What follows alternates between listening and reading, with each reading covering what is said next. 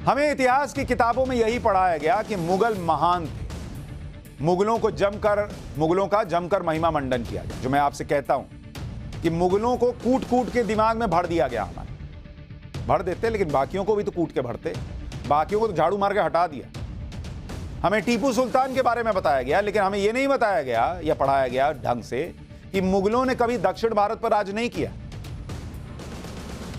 क्योंकि छत्रपति शिवाजी महाराज औरंगजेब के सामने चट्टान की तरह खड़े थे। चोल राजा थे, जिनके बारे में मैंने आपको बताया है, हिंदू चोल राजा दक्षिण में किस तरह से राज कर रहे थे। उसी तरह से मुगल, जिनको इतना महान बताया जाता है, जो दक्षिण में कभी राज नहीं कर पाए, वो कभी पूर्वोत्तर भारत पर भी राज नहीं कर पाए।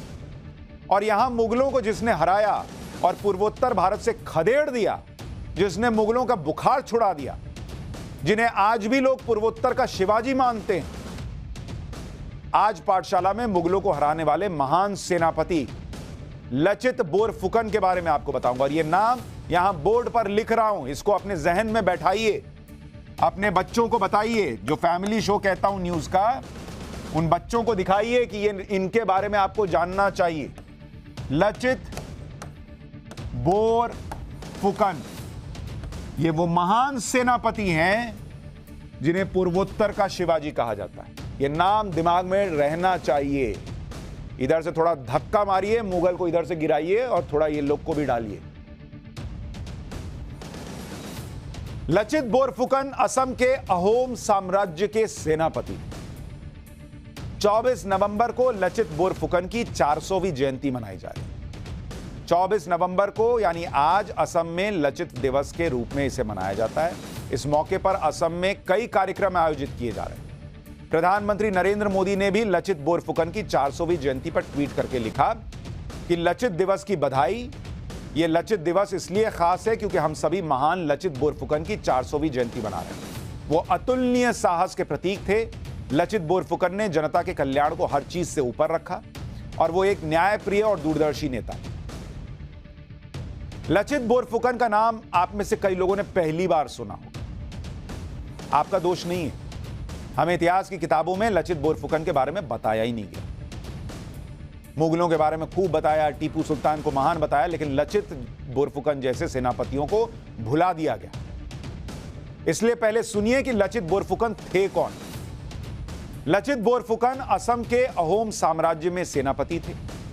अहोम राजाओं ने लगभग 600 साल तक असम पर राज किया। सन 1228 से लेकर 1828 तक अहोम साम्राज्य का अस्तित्व था। लचित बोरफुकन के पिता मोमई तामुली बारबरुआ अहोम साम्राज्य में चीफ कमांडर थे। 1615 से लेकर 1682 तक अहोम साम्राज्य और मुगलों के बीच कई लड़ाइयां हुई। लचित के पिता मोमई बारबरुआ के दौर में अहोम साम्राज्य पर मुगलों ने हमला किया था। तब मुगल बादशाह जहांगीर और उसके बाद शाहजहां ने असम पर कब्जे के लिए फौजें भेजी, लेकिन लचित के पिता मोमई बारबरुआ ने मुगलों के मंसूबों को कभी कामयाब नहीं होने दिया। यानी मुगल शाहजहां और जहांगीर के समय से ट्राई कर रहे थे कि पूर्वोत्तर में घुस जाएं, असम में करें, ना कर पाए। मोमई बारबरुआ जो लचित के पिता थे, उनके बाद उनके बेटे लचित बोरफुकन अहोम सेनापति बने, जिन्होंने औरंगजेब की सेना को हराया। मोमई बारबरुआ की ही तरह लचित बोरफुकन के अंदर लीडरशिप क्वालिटीज थी। अभी आपको बताऊंगा कि कितने महान लीडर थे। सुनेंगे तो आपको रोम रोम कांप उठेगा कि इतने बड़े लीडर के बारे में बताया नहीं गया हमको। और यह लीडरशिप उन्हें पिता से मिली थी। लचित ने अपनी आत्मकथा में इसके बारे में लिखा है कि अपने पिता से मैंने कर्तव्य निभाना और अपने काम से प्यार करना सीखा है। मुझ पर जताए गए भरोसे के प्रति निष्ठावान और अपने कर्तव्य को निभाने के आनंद में मैं खुद को भूल जाता हूं। ऐसा डेडिकेटेड सेनापति। असम में लचित बोरफुकन के दौर में ही दिल्ली की गद्दी पर औरंगजेब बैठ चुका था और गद्दी संभालने के साथ ही औरंगजेब ने अपनी सेना को पूर्वोत्तर भारत की तरफ कूच करने का आदेश दिया। मुगलों ने एक के बाद एक गुवाहाटी, पांडु और कजली की चौकियों पर कब्जा कर लिया। औरंगजेब चाहता था कि मुगल साम्राज्य पूरे भारत में फैले और उसके इस मिशन को शुरुआत में कुछ कामयाबी भी मिली। औरंगजेब की सेना गुवाहाटी तक आ चुकी थी और ऐसे हालात में अहोम राजा चक्रध्वज सिंह ने अपनी सभा में सभी मंत्रियों और सेना अधिकारियों की बैठक की। राजा ने कहा कि दुश्मन सेनाएं हमारे पड़ोस तक आ गई हैं। दुश्मनों के लीडर सईद फिरोज और सईद सना को कैसे पकड़ा जाए? मैं जिस व्यक्ति को सेनापति बनाने वाला हूं उसमें असाधारण धैर्य, सहन शक्ति और फैसले लेने की क्षमता होनी चाहिए, ये राजा कह रहे हैं। राजा की बात सुनकर लचित बोरफुकन ने कहा, तब वो सेनापति नहीं थे, तो उन्होंने कहा कि हमारा दुश्मन कौन है? एक साधारण आदमी तो है। आप सिर्फ अपने पैर की धूल झटक दीजिए तो अहोम साम्राज्य में दुश्मनों को हराने वाला व्यक्ति फौरन मिल जाएगा।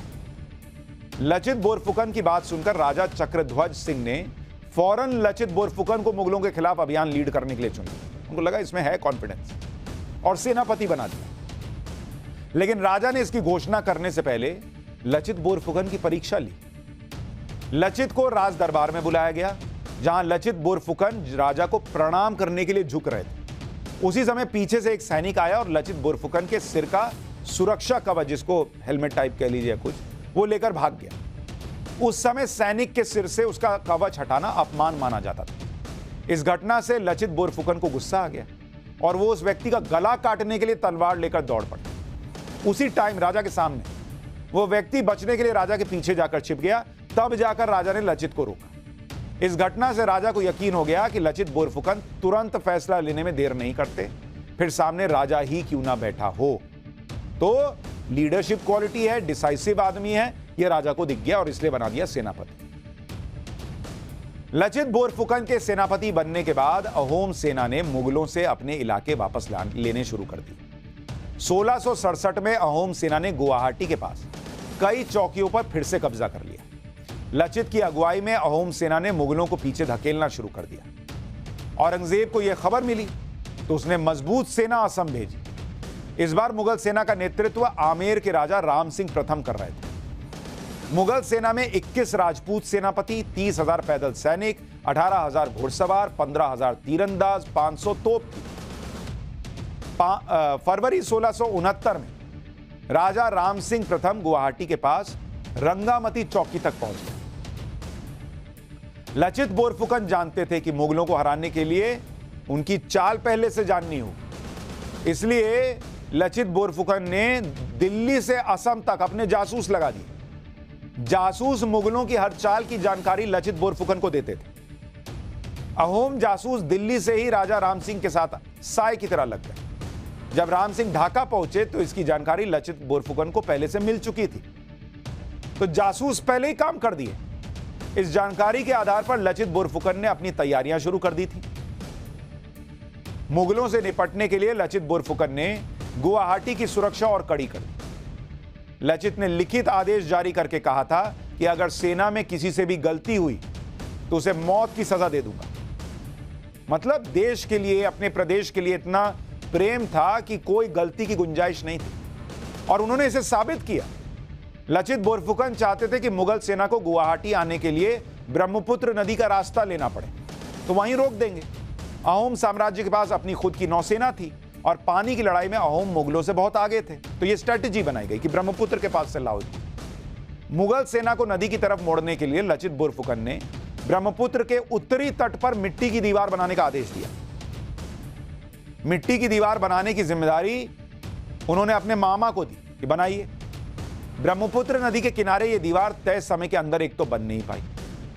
यह मुगलों के खिलाफ बनी युद्ध रणनीति में अहोम सेना की तरफ से एक बड़ी चूक। इससे नाराज होकर लचित बोरफुकन ने अपने मामा को सजा दी और उनका गला काट दिया। यह नहीं कि सिर्फ सैनिकों के लिए नियम था कि अगर फेल हो गए तो गला काट दो। मामा ने गलती की तो काट दिया गला। मामा को मौत की सजा देने के बाद लचित बोरफुकन ने अपने सैनिकों से कहा कि मेरे लिए मेरा देश मामा से बढ़कर है। यह था उनका देश प्रेम। लचित बोरफुकन देश की सुरक्षा के लिए किसी भी हद तक जाने को तैयार थे, मरने मारने के लिए तैयार थे। अहोम और मुगलों के बीच घेराबंदी हो चुकी थी। मुगल सेनापति राजा राम सिंह गुवाहाटी में ब्रह्मपुत्र नदी के दक्षिणी किनारे तक पहुंच चुका था, लेकिन इसी बीच अहोम राजा चक्रध्वज सिंह की 1670 में मृत्यु हो गई। इसके बाद उनके भाई उदयादित्य सिंह अहोम राजा बने। 1671 तक लड़ाई में मुगल सेना को बहुत बढ़त मिल रही थी। राजा के निधन से अहोम सेना का मनोबल कम हो रहा था। इसके साथ ही सेनापति लचित की सेहत बहुत खराब हो गई। ऐसे माहौल में अहोम सेना की फॉरवर्ड टुकड़ी से सैनिक भागने लग गए। लेकिन देखिए एक लीडर क्या करता है, सुनिए। सैनिकों के गिरते मनोबल को देखकर लचित बोरफुकन ने अपने सैनिकों को संबोधित करते हुए कहा कि मैं इसी युद्ध स्थल पर मरने वाला हूं और मैंने अपने कर्तव्य को अधूरा छोड़ने के बारे में कभी नहीं सोचा। मैंने चिल्ला पहाड़ी पर अपने लिए जमीन का एक टुकड़ा तय किया है जहां मेरा मृत शरीर आराम करे। अगर मैं जिंदा रह गया, देख रहे हैं कैसे मोटिवेट कर रहा है, अगर मैं जिंदा रह गया तो मैं उन सभी के पीछे आऊंगा जो इस युद्ध क्षेत्र से भाग गए।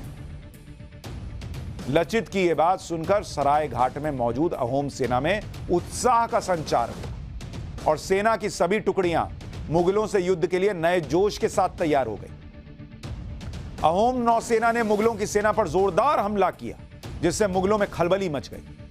अहोम नौसेना के हमले की तेजी से मुगल सेना बैकफुट पर आ गई। मुगल सेना के जहाज पानी में डूबने लगे।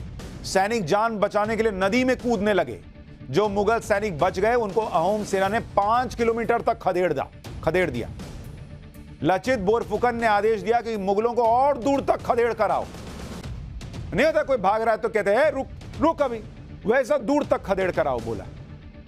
लेकिन फिर ज्योतिषियों की सलाह पर लचित बोरफुकन ने मुगलों का पीछा छोड़ दिया। जब भागो यहां से। इस युद्ध में औरंगजेब की सेना को भारी नुकसान हुआ और बुरी हार हुई। युद्ध में हार के बाद औरंगजेब के सेनापति राम सिंह प्रथम ने लचित बोरफुकन और अहोम सेना की तारीफ करते हुए कहा था कि हर अहोम सैनिक नाव चलाने, तीर चलाने, बंदूक और तोप चलाने में माहिर था। मैंने भारत के किसी भी भाग में इस तरह की बहुमुखी प्रतिभा के धनी सैनिक नहीं देखे। अगर कोई असम पर हमला करने के लिए आता है तो उसके गाल पर झाड़ुओं से मार पड़नी चाहिए। राम सिंह ने यह भी कहा था कि लचित बोरफुकन कोई साधारण नायक नहीं। बोरफुकन की युद्ध कला में कोई कमी नहीं दिखाई दी। लचित बोरफुकन मुगलों की ताकत और उनकी युद्ध शैली जानते थे। लचित बोरफुकन को पता था कि मुगल सिर्फ खुले मैदान में लड़ना चाहते हैं और मुगलों की इसी कमजोरी का फायदा बोरफुकन ने उठाया। लचित बोरफुकन युद्ध के लिए मुगलों को पहाड़ और नदी की तरफ धकेल रहे थे। तुमको खुले में लड़ना पसंद है, अभी आओ तुमको घेरते हैं। मुगलों को पहाड़ और पानी में लड़ने का विशेष अनुभव नहीं था। लचित बोरफुकन ने मुगलों के खिलाफ छत्रपति शिवाजी की युद्ध शैली का प्रयोग किया। इसे आज के दौर में गुरिल्ला युद्ध शैली कहा जाता है। दुश्मन पर थोड़े थोड़े अंतराल पर योजना बनाकर हमला किया जाता है। दुश्मन को रणनीति बनाने और विरोधी की लोकेशन पता लगाने का मौका नहीं मिलता। लचित तलवार चलाने में भी माहिर थे। उनके पास हेंग दांग नाम की खतरनाक तलवार थी। यह थी अहोम सेनापति लचित बोरफुकन की बहादुरी। उन्होंने खुद बीमार होने के बाद भी अहोम सेना का मनोबल इतना बढ़ा दिया कि अहोम सेना औरंगजेब की सेना का सफाया कर चुकी थी। लेकिन इतिहास की किताबों में आपको यह नाम जो बोल्ड लेटर में लिखा होना चाहिए था, लचित बोरफुकन, यह इतिहास की किताबों में उस तरह से नहीं मिलता, बहुत ज्यादा लिखा हुआ नहीं मिलता। कभी सोचिएगा कि क्या लचित बोरफुकन के बारे में देश को नहीं जानना चाहिए था? पूछिए, आज डिस्कस कीजिए अपने आप में, आप में से कितनों को लचित बोरफुकन के बारे में पता है? आपके बच्चों को पता है क्या? नेशनल डिफेंस एकेडमी, एनडीए जिसे कहते हैं, आपको पता है उसके बेस्ट कैडेट को कौन सा अवार्ड मिलता है? बेस्ट कैडेट को मिलता है लचित बोरफुकन स्वर्ण पदक। सोचिएगा इतिहास हमें कैसे पढ़ाया गया है। इस इतिहास को जो गलत तरीके से पढ़ाया गया, जानबूझ के नहीं बताया गया, इसका इलाज तो मैं कर दूंगा। पाठशाला में जुड़ते रहिएगा, मैं पूरा इलाज करूंगा।